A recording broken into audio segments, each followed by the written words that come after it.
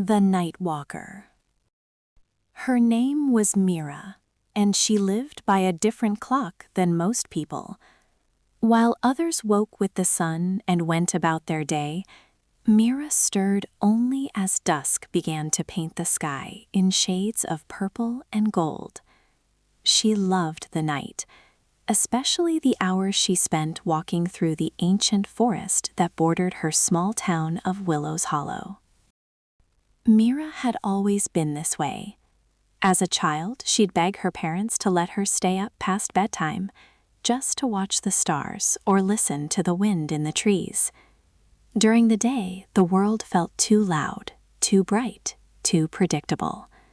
People rushed from place to place, talking about schedules and deadlines, while the forest stood still and silent, waiting. But when night fell, everything changed. The forest came alive with mystery. The moon cast long, dancing shadows. Owls called to one another, and fireflies flickered like tiny lanterns. The air smelled of damp earth, pine needles, and wild herbs. To Mira, it was a symphony of sights, sounds, and scents that the daytime world could never match. She knew every path, every clearing, every moss-covered rock in the woods. She could walk with her eyes closed and still find her way home before dawn. The trees were her friends, the animals her companions. Sometimes she imagined they whispered to her, not in words, but in feelings, in the rustle of leaves, the sudden silence before a fox slipped past. Her parents worried, of course. "Mira, it's not safe," her mother would say. "What if you get lost? What if you meet someone, or something, out there?" "I'm never lost," Mira would reply softly. "I'm exactly where I'm meant to be." At school, she was quiet and distant. The fluorescent lights hurt her eyes, and the noise of the hallways made her head throb. She struggled to focus during morning classes, often dozing off at her desk.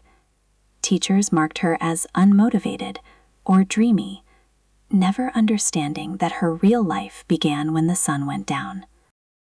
One day, her history teacher, Mr. Ellis, pulled her aside after class. "Mira," he said gently, "I've noticed you're often tired in the mornings. Is everything all right at home?" She looked at him, really looked, and for the first time she saw kindness, not judgment. "I'm not tired because I stay up late doing homework," she admitted. "I stay up because I live at night. I walk in the forest. It's the only time I feel awake." Mr. Ellis thought for a moment. "You know, there's a club starting next month, the Nature Observation Society. We go on evening walks, study nocturnal animals, map constellations. Would you be interested?" Mira's eyes lit up. "Yes," she said, a rare smile spreading across her face. "Yes, I'd love that." That's how she met Leo. He was a year older, quiet like her, with a love for stargazing and a notebook full of sketches of moths and beetles. At their first club meeting, they found themselves walking side by side along a moonlit trail. "You know this forest better than anyone," Leo observed. "You move like you're part of it." "Maybe I am," Mira said with a soft laugh. They began exploring together. Leo brought a camera to capture the nocturnal wildlife, a red fox hunting, a badger emerging from its set, a family of deer drinking at a stream. Mira showed him the hidden places, a clearing full of glowworms, a hollow tree where owls nested, a spring with water so clear it looked like glass.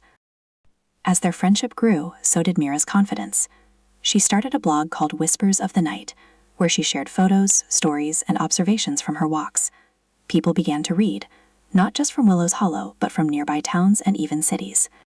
One post went viral, "Why the Night is Not Scary." In it, Mira wrote, "We're taught to fear the dark, but what if the dark is just another kind of light? What if silence isn't empty, but full of stories waiting to be heard? The night isn't a threat, it's a gift. It slows us down. It asks us to listen.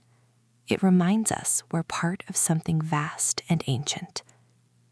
Soon, small groups began asking if she'd lead nighttime nature walks. At first, she hesitated. The forest felt like her private sanctuary. But Leo encouraged her. "You don't have to give it all away," he said. "Just share a piece. Let others see what you see."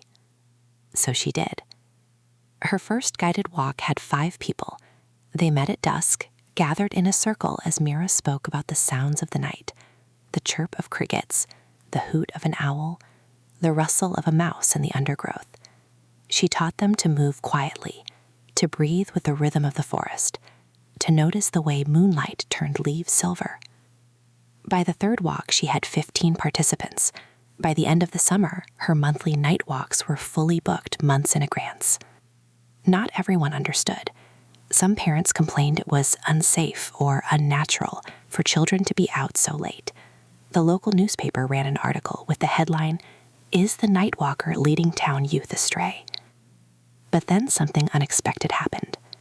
A teenage boy named Jamie, who had been struggling with anxiety and insomnia, wrote a letter to the editor.